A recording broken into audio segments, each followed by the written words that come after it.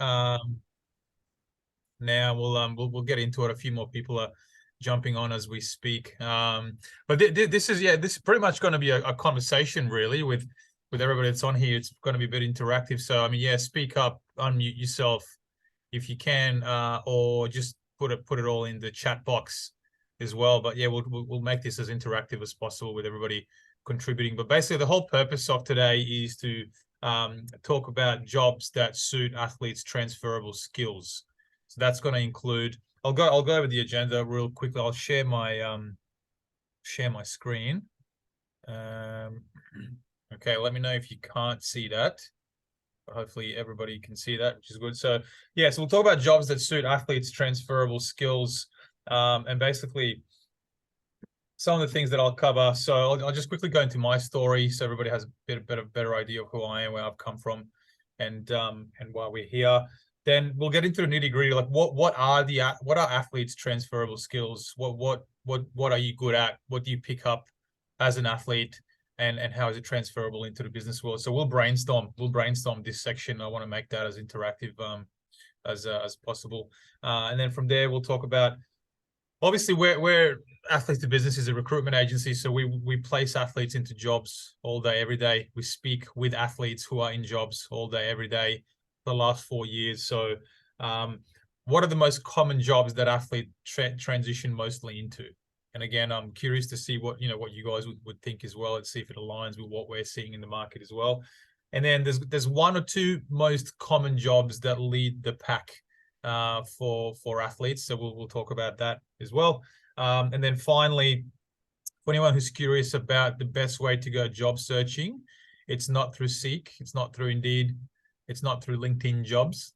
I'll tell you how to best go about job searching. If you're, I think, obviously, Johnny, you'd be working with athletes, for example. So if you want to give advice or whatnot, we'll delve into that as well a bit later on. So just quickly, the first one. So just to delve into my story. So I used to be a professional basketball player back in the day. I played at the AIS, played college basketball in the US after that in Division One for 4 years.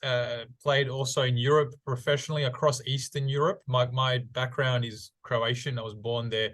So I was lucky I had a passport, which means I could play over there as a local. So it was easier for me to make it overseas. So I did that for a couple of years, which is pretty cool. My dream was always, to be a professional basketball player. But my last year in Croatia, I unfortunately injured my knee and had to come back home to Sydney. I was about 24 years old and have surgery. And I ended up having 3 surgeries. So the first one didn't fix it, but it was pretty much my career done. And I really struggled with that. Obviously, it's been my dream the whole time. So I had to do something else to pay the bills. And I just really, really struggled to figure out what's next. What do I do? How do I go about it? How do I search for a job? Who do I ask for help? It was a good period for about 2 years where I really struggled. Eventually, I landed on my feet when I played semi-professional basketball in the NBL 1, which is like the equivalent of NPL in football. And the club hooked me up with a sales job for one of the leading media companies in Australia, Southern Cross Austereo. You guys might have heard of. And my career really took off. I started enjoying the sales world, obviously, but by this stage, you kind of had to accept that professional basketball wasn't going to be my path anymore, and I had to find something else. So at this stage, I ended up enjoying the role, getting better and better at it, and crafting sales as my new career path.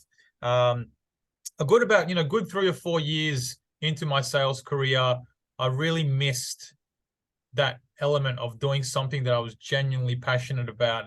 You're playing basketball, you're dreaming to be the best you can, play in the Olympics, play in the NBA. And in my sales job, I was just kind of going through my day-to-day 9 to 5. There was no dream anymore. What am I striving towards? So I missed that, really. So I immersed myself into entrepreneurship and listening to podcasts, reading business books. And I came up with the idea behind Athlete to Business in 2020 because I noticed a lot of other athletes struggle with that transition like I did. But I also noticed a lot of other athletes, once they learn to apply the high-performing habits from sport into their business world, into the day-to-day of the next career, they can be very, very high performers. So I came up with the idea of Athlete to Business and launched into it 2020. And then I started feeling like, okay, this is my passion. This is, I'm dreaming again. So I got that feeling like I'm playing basketball again back. So in the first year we did quite well. Grew the business. Obviously was able to hire people as well. And the main reason I've got in there a couple of strategies that I implemented, kind of running my own business, was 2-2-4, 60, 30, 10. And basically what that is. So I structured my day, 2 hours of doing business development, finding businesses who want to hire athletes, 2 hours of connecting with athletes all around Australia and Southeast Asia, actually, and then 4 hours of everything else. As long as I did that every day, it should be a recipe for success, which it was. And then the other one was 60, 30, 10. 60% of the time, I focused on activities that will generate me revenue now.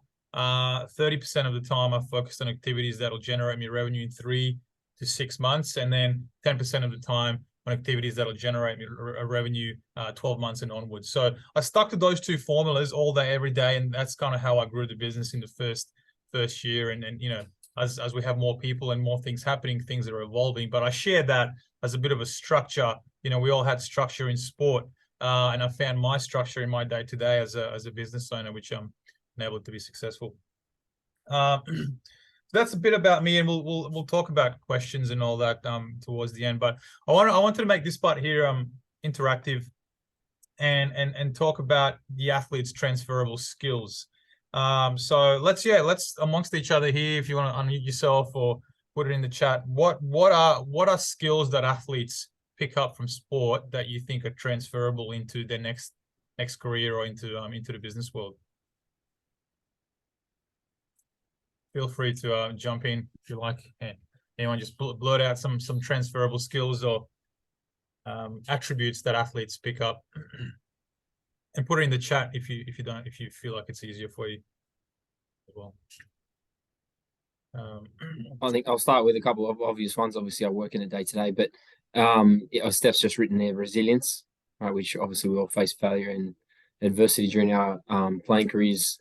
Yeah. Amira Lee, who I believe is from an archery background, said the same thing, resilience. So I feel like that's an obvious one that we can all relate to, because all of us have been through difficult times in the pursuit of sport.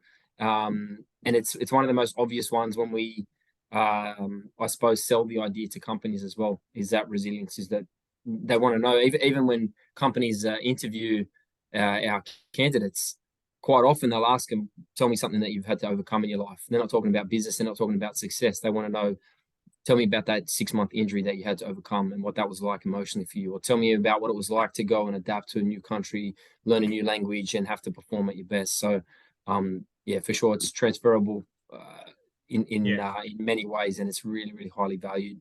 Being coachable, I think, is a super important one, because you step into a new world. If you're gonna, like, when we sell the idea of athletes maybe with no business experience to companies, if they're willing to learn and they have the attitude, right, then being coachable is right at the top of the pile for new employers to consider. Amira said problem solving as well, which is definitely a good one. There's when you're in the heat of battle in sport, there's constant problems to solve, and you got to be able to think quick on your feet and come up with a solution. So that's another one, thinking quick on your feet. Seeking and applying feedback is definitely a good one as well, Steph. A couple other ones I have, like competitive spirit. Discipline is a huge one. Being an athlete, like, you have to be disciplined to be at that elite level and follow a strict schedule on a daily basis. Yeah, teamwork. Thanks, Jacob. Teamwork, communication skills, relationship building. I guess it goes with that ability to work in a team as well, right? Like these are all skills that are transferable into the business world, and we are constantly selling to the market, and the market is excited by it. It brings value to businesses. Another one, I think, a big one for me, is intrinsic motivation. So athletes, we're all quite, even though we just spoken about teamwork, we're all quite selfish in our pursuit of our dreams. And we make sacrifices, which often means sacrificing time with our loved ones and all that kind of stuff in the pursuit of what we want for ourselves. That's super valuable in the business world, right? And we have athletes, right, Alex and Steph, who will go for jobs and they're almost holding that back. Like, well, I don't want to talk about how successful I want to be or how much money I want to make. But companies love that. They love the idea that they're going to have someone that is super driven to achieve something for themselves and for their family. So yeah, that having that intrinsic drive, almost that selfish drive to make something of yourself is really, really valuable. Mm. The other one I find as we're working with more and more athletes is athletes have incredible stories. There isn't a lot of people that can say there isn't a lot of people that can say that they've gone down this part of being an elite or professional athlete, and the experiences that you've had, and people in the business world find that really, really interesting. Like, you've got an amazing life story to tell to people, and when you find a way to kind of get it out there and connect with people and tell your story, people listen and kind of people gravitate towards it. So storytelling, incredible stories that people can align to. The obvious one is work ethic as well, because you work hard to attain success in sport. It's the same thing. It's the same thing in the business world. One of the other key ones I often see as athlete, it kind of goes hand in hand with resilience, but I don't know if some of the other sports that you guys play, but I know, like, so I was obviously a basketball player. In a game, in just one game alone, tactics change consistently. Like, that's why we constantly have timeouts. Okay, timeout. We just trained all week and worked on all week on like one or two plays. The way that the game has gone, we've got to change that now. So we'll take a timeout for a minute and we'll talk about a new strategy that we're going to go and implement. No one complains. Like, yes, coach, yep, good idea, cool, let's do that. We'll jump on the court and we'll go implement that strategy straight away. So adaptability to change through feedback is an awesome skill set of athletes, because especially in today's day and age, with the emergence of fast technologies, the world is moving so quickly. The economy is like up and down at the moment. It's changing often. So you need to hire people who are resilient and able to adapt to that change and implement new strategies quickly, which athletes are used to. So that's a cool one as well. Anything else can anyone think of? Any other transferable skills? There's one more that I'll have, but I'm wondering if someone else steals it off me. You can if you want. But I'll tell you the story anyway. So about a year and a half ago, we Johnny, goal orientated is definitely a good one. Thriving under pressure, especially in today's market. There's a lot. We're all under pressure, so the ability to thrive under pressure is really important. So again, these are all skills and attributes that are really valuable in the business world, and our clients are constantly seeking and on the lookout. So as an athlete, you intrinsically pick that up in your sport.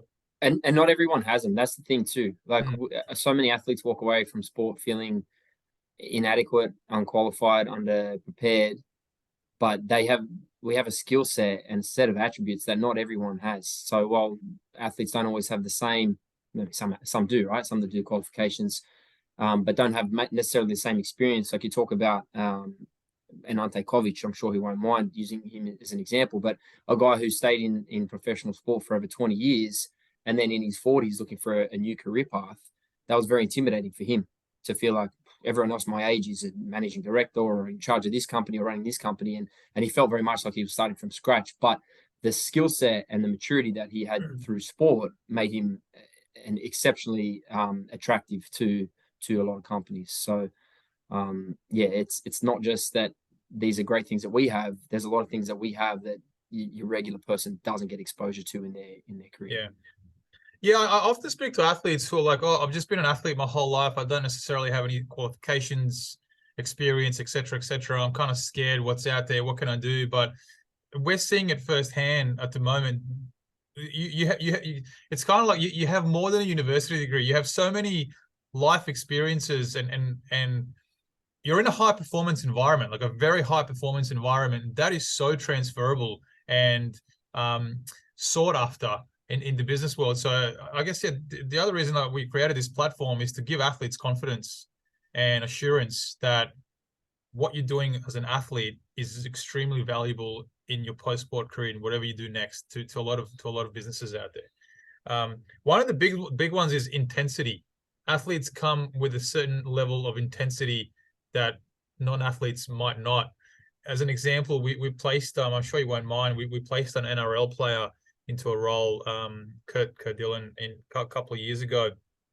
And about 8 months into his job, the client calls me up and he's like, Alex, this guy's a culture value add. Like he's sitting in the, I guess on the floor in our office, and just his level of intensity on the phone, his demeanor, his energy, his enthusiasm is just lifting everybody else up. Like he's so competitive. The person sitting next to him and that person next to him is getting so competitive as well. So it's like his intensity level is next level. Is lifting everybody else's intensity as well. So I thought that was really good feedback. But that's athletes. Like we're like, let's go, let's get it done. So it's a massive culture value add as well. Cool. So there's a lot of transferable. Basically, to sum it up, there's a lot of transferable skills there that athletes have that are very transferable into the business world. So I'll share my screen with you again. Okay. Cool. So those are the transferable skills. So now I want to brainstorm jobs that athletes. Let's go back. Jobs that athletes transition into. What are the most? So I guess with those transferable skills, what jobs can athletes transition into? Like, let's get a bit more specific. Great, we've got all these high-performing habits, attributes, transferable skills, but what can you actually do with those skills? Where do you transition into? So we'll make this interactive, and I guess I'll ask the question, what are some jobs that you guys think athletes transition into with those skills? Like obviously we've seen it firsthand, so I'll start listing them as well. But there's no right or wrong here. I'm just really genuinely curious as well. What do you guys think? What are some jobs with those skills that we mentioned earlier? What are some jobs that athletes can transition into? That's the question. Come back. Johnny Mac, what about your, like, the players from your era? I'm sure you keep touch with a lot of the boys still. For the others on the call, Johnny was a professional footballer. He now helps players. Part of his job is helping them transition out of the sport. I mean, are there guys that you see, apart from maybe Tim Brown, but just your regular footballers? You know, what kind of roles they've gone into and done well in? Any examples spring to mind? Yeah, there's a the natural tendency, I think, for a lot of footballers is to go down the coaching route, right? Like it's something that's familiar, it's something that's easy, it's something that it's a soft transition, I guess, because they are quite nervous and vulnerable of the big unknown, right? You've just all talked about. A lot of the guys that I speak to, similar roles to kind of what Alex is talking about, a lot of real estate roles. We find a lot of players like that type of element. They're either invested in real estate during their career, they have a passion for it. So a sales role, like you were talking about earlier, Alex, is quite popular. A lot of fitness-orientated roles, whether it's personal development, whether it's personal trainer, whether it's something in the element of a physical role, we find a lot of players transition into. Teachers, believe it or not, we've got a lot of players now that are transitioning into the teaching world, maybe similar to what you mentioned earlier around having that, I guess, that constant teacher throughout their career and feeling like they want to give back. That becomes a common end to a lot of players' careers. It's a mixed bag, mate, to be honest. As you know. Well, yeah, everyone's an individual essentially, right? Even though we live a similar path. Yeah. Yeah, but even despite all the planning that we do, which is, we've done a lot of education, we continually do it. It's still challenging for anyone. Transition being an element as rather than just an event. Like your whole life is a transition, right? So, yeah, that's right. I was on a podcast with Ryan Gonsalves. He's a former footballer. He's had a good career in finance and change management consulting. Awesome guy to chat with. But yeah, my discussion with him led to a bit of reflection on after your sport. I feel like there's very much another phase before your career. It's like a discovery period where you sort of are trying out a few things or testing the waters. I mean, I'm sure you've seen as well, John, like a lot of former footballers going through in the first couple of years, maybe 2 or 3 different experiences while they sort of get a grasp on who they are outside of the sport and what the where the skill set might like, or even where a passion might arise from. Yeah, Alex, where do you want to take it from here in terms of? Yeah, I mean, as Amira mentioned, leadership roles. Leadership is definitely an area that athletes get into eventually. Sometimes the issue with athletes wanting to get into leadership roles straight away, as Johnny mentioned, unless it's coaching, what leadership roles can you get into if you don't have experience in a particular industry? I know I spoke about earlier, we have the experience of being an elite athlete and all those, resilience, discipline, coachable team players, et cetera, but leadership roles is kind of jumping into a very senior environment, which is kind of, although we've seen stories. Yeah, I was just about to share. Yeah. On one of our podcast episodes coming up, we speak with Phil Moss, who's a former footballer and a coach in the A-League, just to highlight how valuable businesses view the sporting and I guess in this example, coaching skill set. Phil was invited, and I don't want to ruin the story because he tells it very well in the podcast, but he was invited to essentially be a guest speaker at a team bonding session with NAB in the banking industry. Spoke about leadership in sport and coaching, and essentially they invited him to become a leadership coach / consultant within NAB, with no banking experience, no business experience in that space, and he took a giant leap of faith and backed himself. And essentially, this guy coaches the leaders of NAB. So it's an enormous organization Australia-wide. And he oversees the leaders of that organization and helps them build a culture, a winning culture, a positive culture in their team. And purely based on his experiences as a football coach, which is incredible from them for such a large organization to trust someone from outside of their circle, bring him in and say, okay, we'll teach him what he needs to know and we'll let his expertise. And it all came off the back of a little question and answer, like a little Q&A, or tell us what you do when your team is struggling at halftime. How do you, what kind of pep talk do you give them? Or if you've got some underperformers that are feeling down, how would you approach it? And with no bank analogies at all, no business analogies at all, this is how I approach it in sport. They saw the value and hang on a sec, this could be super valuable for us here. So they ended up building a team underneath him to do it on a more widespread basis, so that the ideas and the learnings and the expertise from a coaching career could be more broadly spread across their organization as a whole. And even within that team, they have elite athletes also as leaders of the company. Yeah. So it shows the value that particular business has seen in an athlete. But alongside that, some of the other jobs we've seen athletes transition into is management consulting. So like working for the big four, EY, Deloitte, KPMG, PwC, as a management consulting, and they love hiring athletes. So it's kind of like what Phil Moss does there that Shannon mentioned, but you're doing it for an actual consultancy that does this for multiple businesses. So they kind of almost hire their own internal management consultant in Phil, right? Alex, define a consultant for us, for people on the call that might not understand, because that sounds like a fancy word, right? But so what does it actually mean? So what a management consultant is essentially, you're like a business coach strategist for various different businesses. So businesses will employ, or businesses will go to management consultancies and be like, hey, we've got these awesome goals for this year. We want to reach these goals. We want to be better. We want to be better as a business. We all want to be better individuals. How do we perform better? And they'll approach management consultancies. And then the management consultant within these consultancies will come up with strategies, will coach the staff, the employees within that business on how to perform better. So who better to coach people about high performance than athletes who are constantly in a high performance environment? So organizations like EY, Deloitte recently as well, they actually have an internal department, kind of like what we do, but they do it internally where they'll only hire athletes. So they have like an athlete hiring department within these management consultancies. That's how successful it's been for their business through hiring athletes. Somebody might, so you might ask, how do you become a management consultant?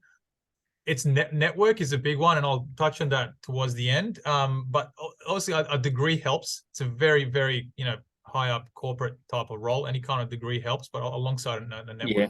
Or you just have to get a foot in the door and then build your way up, Yeah. Another one, project management, which for those on the call that aren't familiar, project management is when I got an understanding of exactly what project management was, and it's in every single industry. It's an incredible correlation between leaders in sport, so captains, coaches, conditioning coaches, anyone on that staff. Project management, if you think about it from a sporting perspective, the coach at the beginning of preseason says, okay, what's the goal here?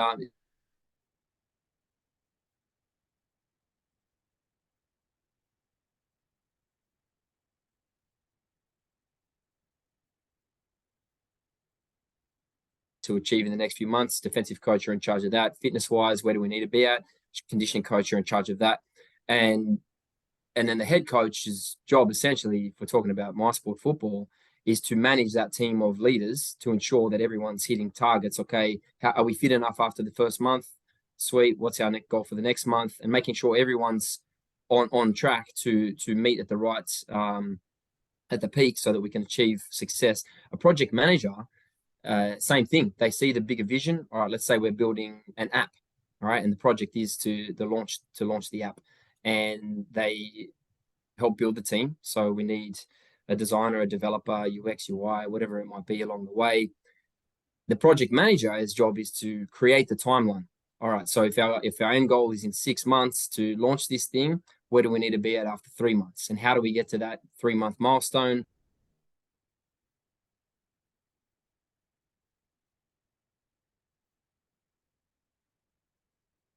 Once that's done, then the next person can start their role. Then a month later, the next person can start their role. So the project manager is like the coach of the team, and they're holding everyone accountable, making sure they're hitting timelines, making sure they're on track to launch when the product's ready or when the season's ready. And project management is we've seen in the tech space. We work with a great client who love bringing on athletes, and they'll bring them in as junior project managers, and spend 12 months training them up. And then a year later, they're making well over 6 figures as a senior project manager, using that skill set that you learn in your goal setting in sport. It's a common one. It's juggling multiple projects at the same time, but managing the people that are involved as well. So it's a common one also. Obviously, Johnny also alluded to it earlier, and kind of like my career path, sales is a very common one. Recruitment is also another common job industry that athletes go into. Not sure if some of you have heard of recruitment, but it's working for recruitment agencies as a recruitment consultant. So another consultant fancy word in there. But essentially what recruitment is exactly the same as being a sports agent, but in the business world. That's pretty much it in a nutshell. So picture businesses needing to hire, let's say, IT professionals, a recruitment agent or a consultant. But essentially, you go to market and you're trying to find businesses who need IT professionals. Once you find somebody, then you'll go to market and you'll find candidates who are IT professionals, and you'll make a match. Exactly the same as being a sports agent, but in the business world. So that's a common place that athletes transition into as well.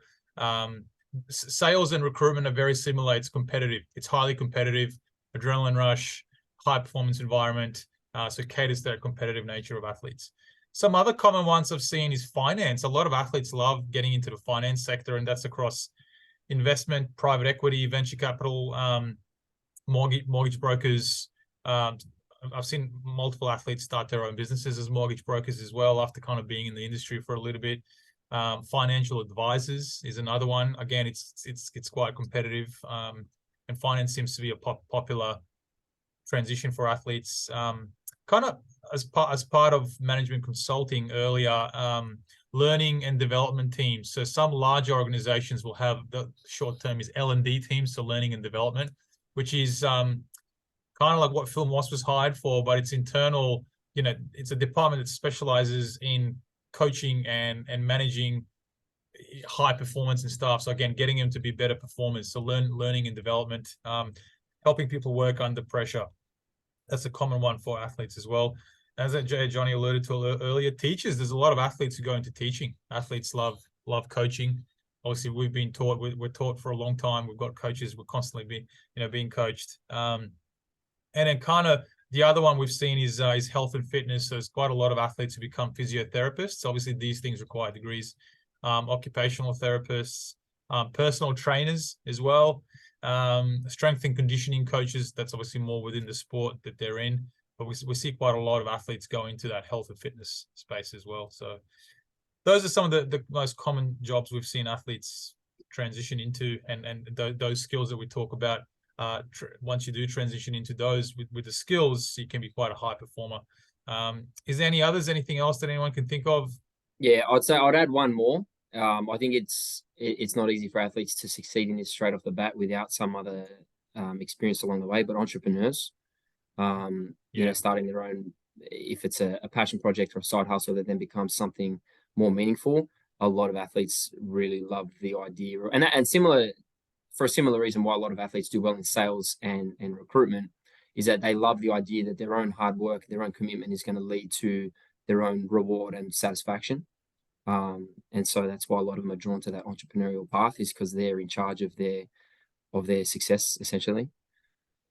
Yeah, exactly. And on that note, the most out of all those jobs we mentioned and job disciplines, what is the most common job for athletes? I guess you can Google this till the cows come home, and there's going to be various different answers. As we mentioned earlier, everyone's their own individuals. There's probably different data out there.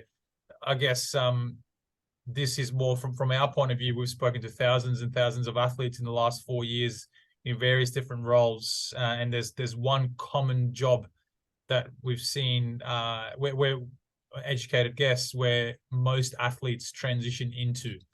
Can anyone guess what that job might be? I'll leave it there for about 10 seconds, see if anyone can guess it, and if not, I'll tell you the answer. Let's see if someone can beat me to it. There's one particular job that athletes we find transition most into and are quite successful in it most of the time. And I'm guessing it's something that we've spoken about already. Yeah, it's one that we've spoken about, but there's one that stands out from the rest. Which one is it? Hey, because you can phone a friend. I'll give you a few more seconds. Oh, I think my computer's frozen.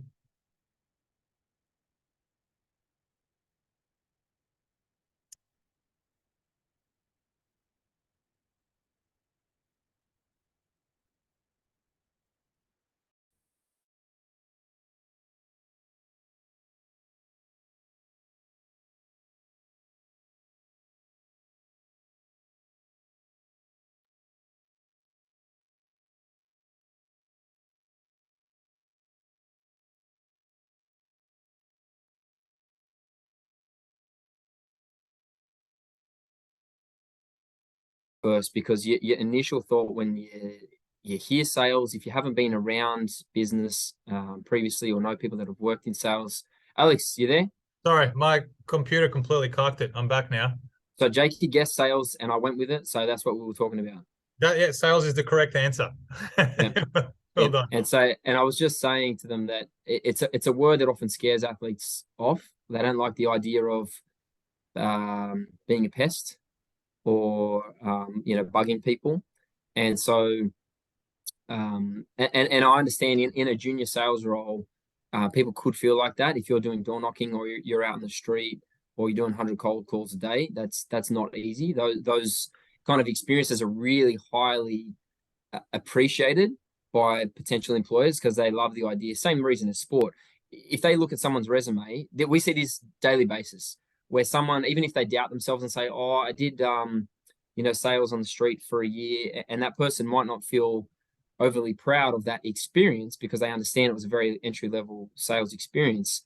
But as soon as an employer sees that this person stuck at that for a year, I'll hire them, no problem. They've got the attitude. Everything they do in this job is going to be much easier than what they did there.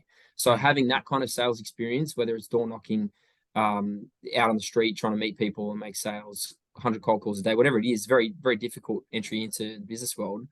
But those experiences are like super highly appreciated by employees. Yeah, so there's also a kind of a bit of a negative connotation towards sales out there as well. But really, I'm going to read this out, but I found a really good definition of what sales is, which is pretty much hit the nail on the head, and why athletes succeed in it. I'll come back to that. But sales is a profession requiring resilience and skill. It's built, which resilience, again, we spoke about. It's built on empathy and discipline. It is the art of connecting, listening, and engaging with another person. Sales is human engineering, solving problems through conversation. That's all there is. So sales is actually, a lot of people think you got to be a smooth talker, you talk a lot. It's actually the opposite. You have to be a good listener. Yeah, you have to listen to what your customer is saying, and kind of almost be a detective. Listen out for problems, and throwing in your product or service as a solution. So yeah, when I first got into this space with you, Alex, I spoke with a former footballer who's been in software sales for a while. He's done very well, and there's a famous quote: "I always be closing. Like always have the attitude that you're working towards getting deals closed." And he said, "Don't view it like that." He said, because then you'll start to force, or you feel like you need to force solutions on potential clients. He said, "View it like always be qualifying." And so the idea of qualifying someone takes that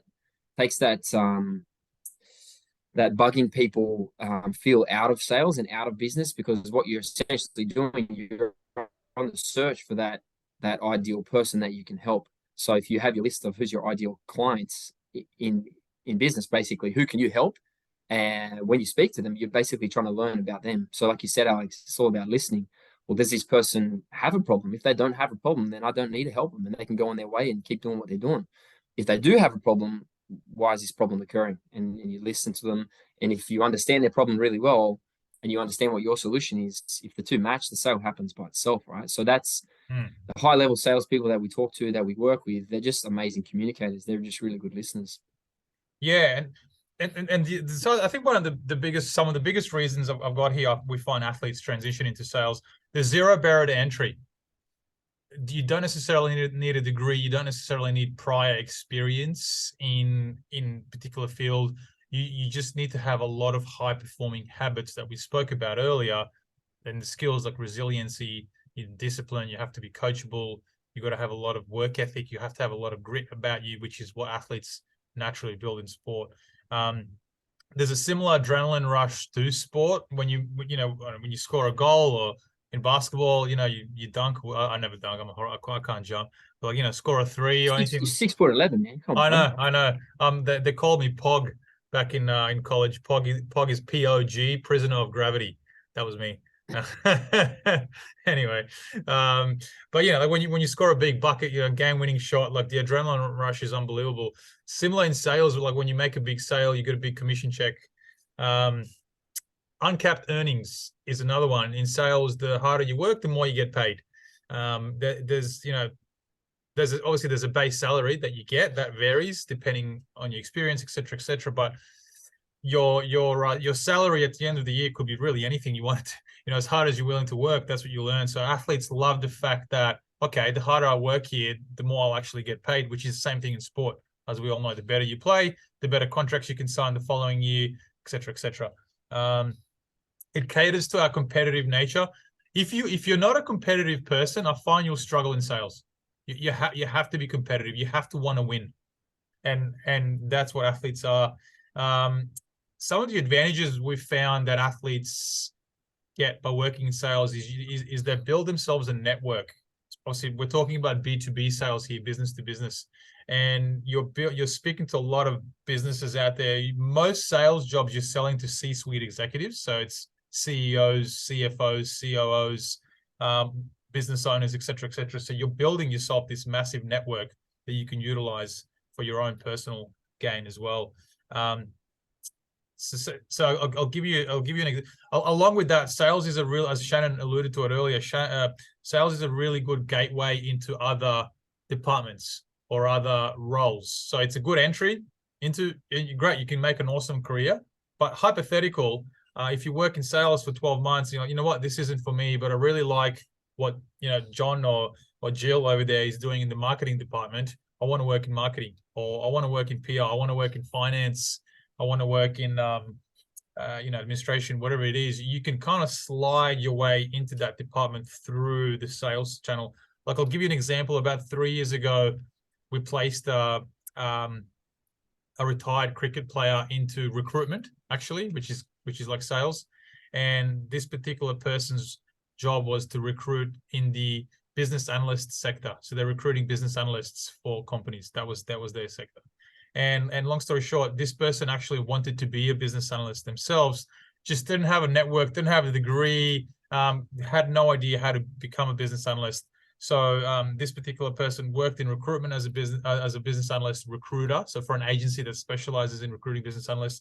About 12 months into his role, one of his clients was hiring a junior business analyst and said, "Hey, look, we need a junior business analyst. Can you go find someone for us?" And he's like, "Yeah, I'll find someone." And then the client turned around and said, "Actually, somebody like you, if you can find somebody like you, that would be great." And he said, "You know what?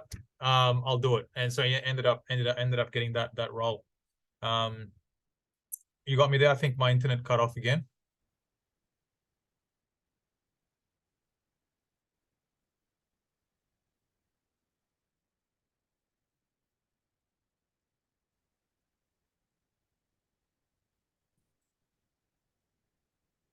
Oh, you got me back?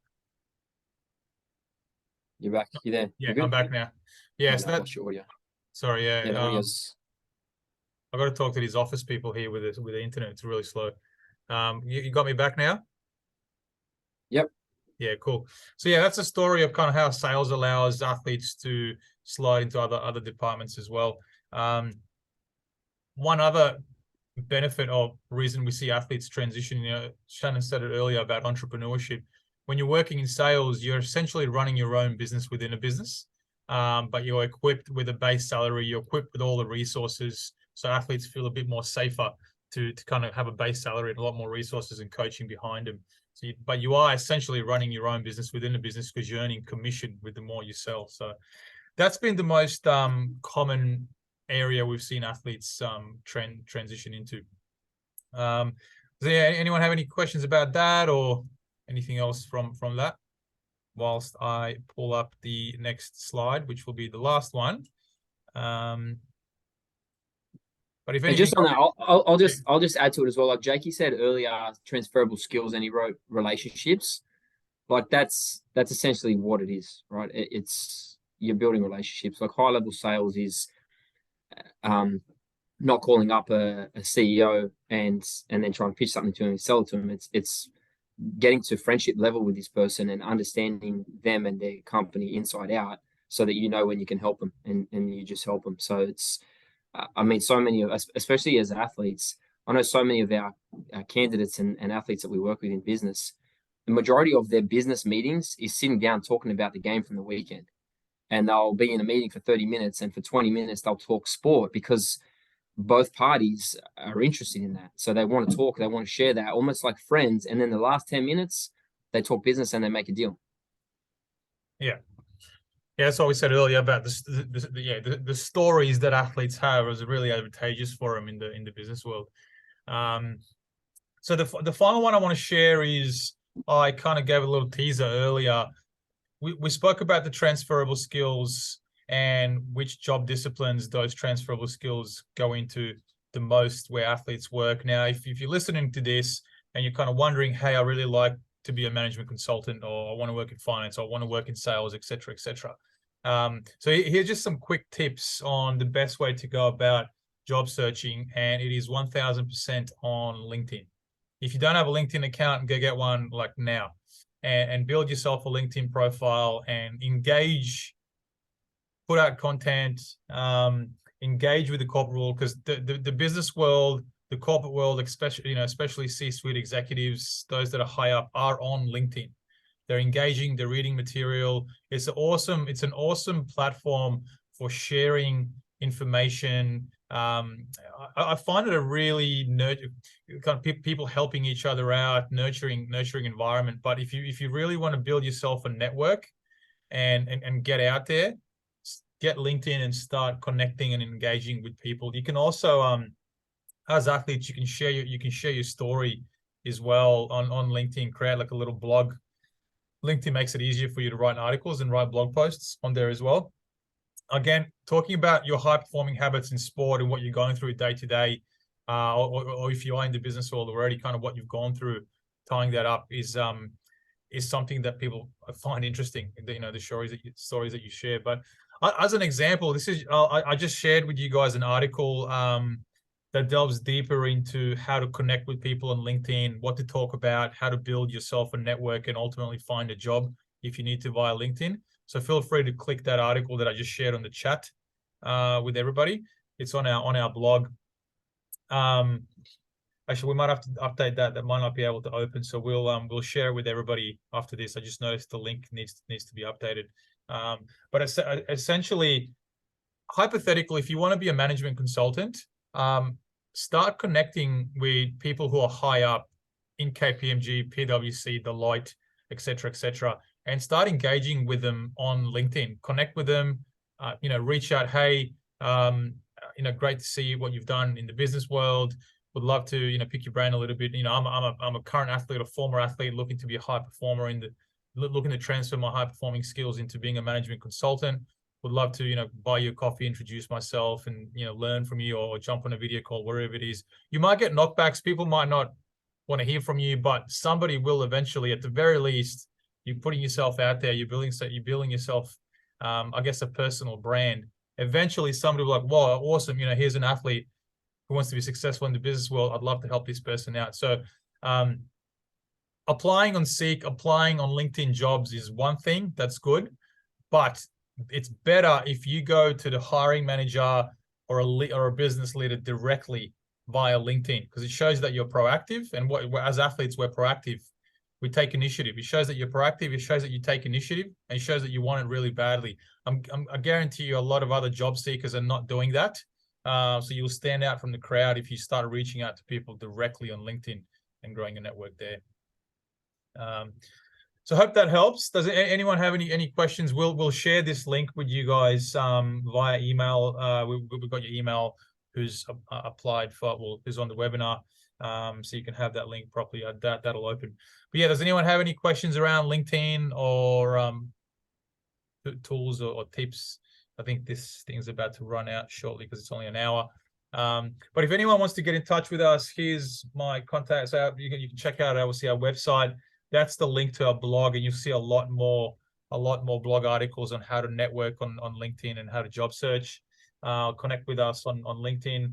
My email address there. So if you have any questions about jobs for athletes out there, if you want us to make a connection for you with anyone in the business world, reach out to us anytime. We're always here for athletes. Appreciate your time, everybody. We'll be in touch, and keep an eye out for our next webinar. Thanks, mate. Take care. Thank you, guys. Take care. Thank you.